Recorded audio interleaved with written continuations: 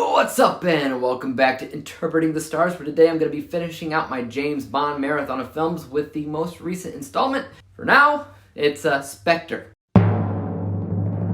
It's all come to this. After a message from the late M leads Bond, he discovers the existence of a massive underground criminal organization by the name of Spectre that's been behind all of the evil things that have happened throughout Casino Royale, Quantum of Solace, and Skyfall combined.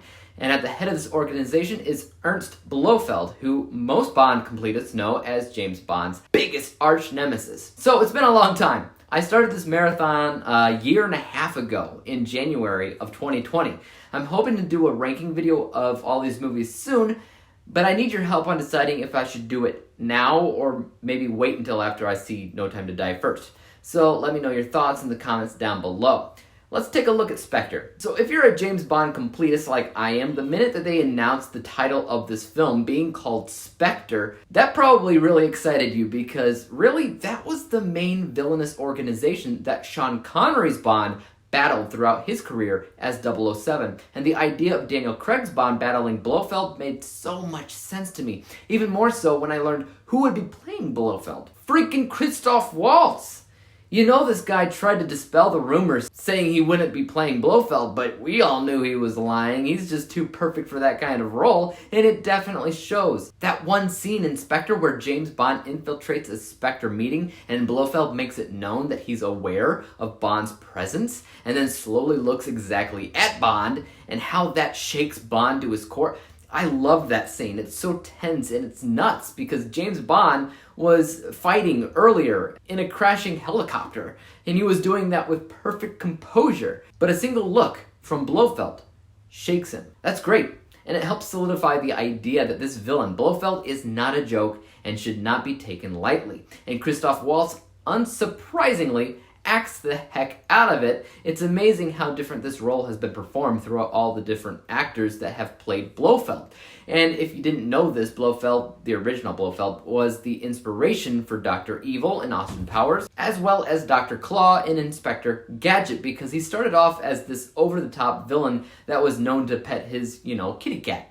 But seeing how he's kind of evolved over the years, at least to me, is a welcome change. Blofeld is not the only connection this film has to the classics either, as there's quite a few shout-outs to those earlier films, both in locations, sequences, and even other characters. Mr. Hinks in the film, played by Dave Bautista, for instance. He's reminiscent of the Oddjob character in appearance and Jaws in practice.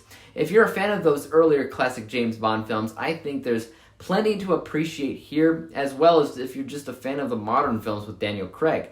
It's one of those, best of both worlds scenarios where I kind of understand the cult following the film has received here and there. I could say, just from a cinematic and character development standpoint, Skyfall is undoubtedly better, but as a classic James Bond structured story, this might actually take the cake. It certainly doesn't deserve hate. When we dive a little bit deeper into the technical aspects of the film, I still think it's shot and edited together really well. That opening scene in Mexico during the Day of the Dead thing, that's one of the best executed one-shots I've ever seen. Going in and out of buildings, going way up into the sky by the roofs of all these buildings, all the way back down to the ground with all the crowds outside. It's insane. The music as well. I really liked the overall conducted score here, even if I preferred that of Skyfall's. Spectre's soundtrack was just as strong. All the key actors here do a fantastic job acting, even if I don't think Bond's character was as vulnerable in this film as he was in Skyfall. All in all, it's a solid film that I find extremely entertaining. What about some negatives? Well, honestly, I think a majority of that has to go into the writing. I don't think it's the best written James Bond story out there. Blofeld has some pretty decent lines, so dialogue got perfect points for me, but first of all, the movie is too long at 2.5 hours.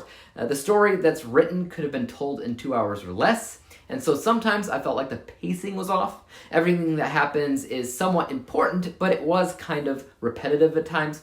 It would have been much more effective if the film was shorter. Also, all these shoutouts to classic films don't help the movie with its originality, as most of what happens in it seems to be somewhat fan service above all else. You also can't say it's a deep or meaningful story, especially after seeing Skyfall. Trust me, the reason that you watch this movie is not particularly for the way it's written. You're watching it for the action, for the shout-outs to older films, for Christoph Waltz, and those are all presented as well as you might expect them to be presented. Let's go ahead and break down my final score. From a technical perspective, like I said, some of the writing wasn't as good as it could have been, but everything else was pretty great. Amazing cinematography, editing, use of visuals when it came down to costume work, for instance, great acting from our main leads here, amazing action stunts. This unbiased score is 88%. My bias score, or how I felt about the film in general, was higher because I had a lot of fun with the movie, as it was, I think, only my second time watching it overall, and knowing that it brought it back to that secret criminal organization Spectre, that just amplified my entertainment. This score is 94%, and when we average out the two scores together, we come to the final rating of 91%. 91 out of 100 possible stars, or an A-letter grade. Guys, what do you think about this Spectre film? Is it good? Is it bad? Where do you rank it in your list of James Bond films? And should I do my full ranking now, or should I wait until after No Time to Die? Let me know, and as for YouTube, you guys know what to do. Hit that like, subscribe button, and bell to be notified when I come out with my next review. And until then, peace out! Dave examines movies we just watch for fun. Davey is the expert, he is the #1 critic that I go to when I need